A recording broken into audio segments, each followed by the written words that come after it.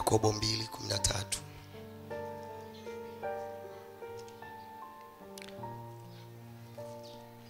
Nasoma kama ilivyoandikwa. Maana hukumu haina huruma kwake yeye asiyeona huruma. Hukumu, hili ni neno la Bwana. Maana hukumu haina huruma kwake yeye asiyeona huruma. Huruma hujitukuza juu ya hukumu. Umeelewa hiyo lugha?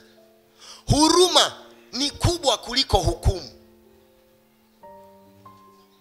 Kwa lugha nyingine, kuna majira unastahili hukumu, lakini kwa sababu ya huruma zako Bwana anakurehemia.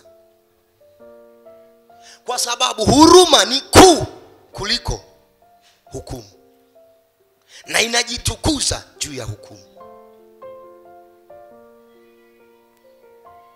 Kwa lugha nyepesi, unataka kumsurubu mtu, anastahili apigwe, umemhurumia, manake huruma imemfutia hukumu. Nangwa Manuel Nangwa, mtu amekupa shida kweli, unataka umsurubu, lakini huruma inamfutia ile hukumu. Kwa hiyo huruma imejitukuza juu ya hukumu. Kwa hiyo hukumu hainaga huruma juu ya mtu ambaye haoni huruma. Na hii hukumu inayozungumzwa sio ya mtu, ya Mungu. Umewaona wahitaji ukawaacha. Hiyo kuna majira, kuna hukumu inakujilia ambayo haita kuwa na huruma kwa sababu wewe una huruma na haikuachi. Bwana asifiwe. Biblia imesema Mathayo 18:30 na mstari wa 34 na Mathayo 25:44 mpaka 46. Moyo wa huruma na kuwajali wengine na kuwasaidia wengine.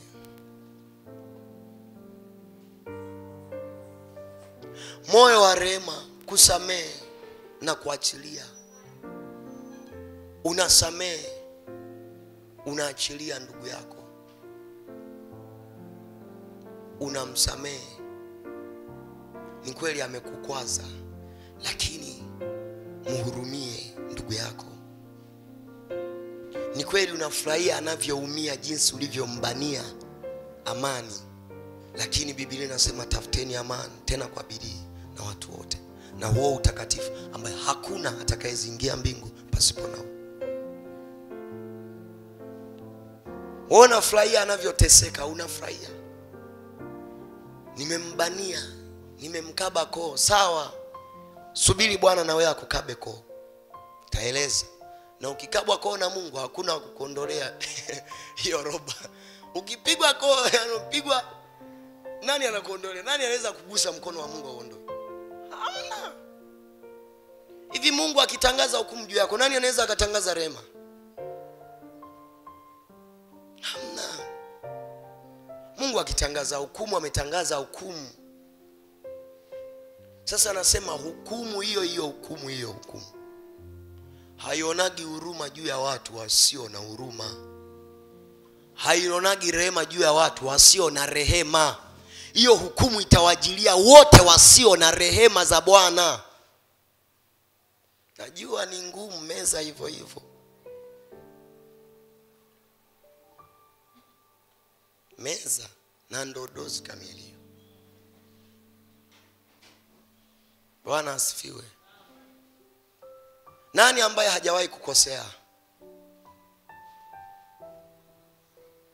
Hayupo. Lakini nikiuliza wangapi wamewasamehe watu, kuna watu hawajasamehe mpaka leo.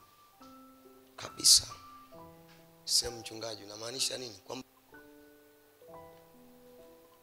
Bwana Yesu asifiwe. Jamani, haleluya. Uwe na moyo wa msamaha. na wewe Bwana atakusamehe. Uwe na moyo wa huruma, na wewe Mungu atakuhurumia. Lakini ukitaka hukumu, endelea kuhukumu. Sawa? Hautaki kusamehe, nasema tutaelewana. Yaani draw, haachiwi mtu. Sawa? Usimwachie tu, mkamatie. Na nakwambia mbingu hawaingii wasio na rehema, kwa sababu hukumu inayokuja haitamwacha mtu asiye na huruma, asiye na rehema, haitamwacha. Na ametuonyesha, anasema wengine watakuja watasema, Bwana unasema ulikuwa na kiu, ulikuwa na njaa. Anasema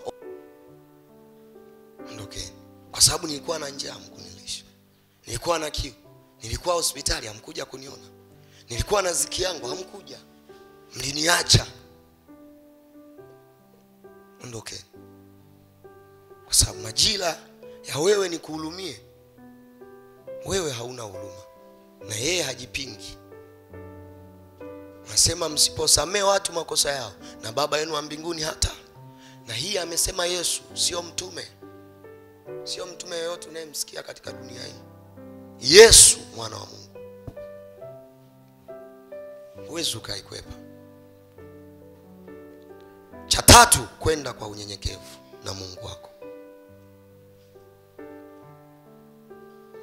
Mungu alitangaza vita na wenye viburi toka kuanza kwa ulimwengu. Alitangaza vita na wenye viburi. Ukitaka uwe na vita na Mungu, kuwa na kiburi. Tembea na Mungu kwa kiburi. Hauna vita na Mungu, hauna vita na mchungaji wala yeyote, hauna vita na rais, una vita na Mungu mwenyewe. Mungu alitangaza vita na wenye viburi, na amesema hawatapita kwenye mlango wake.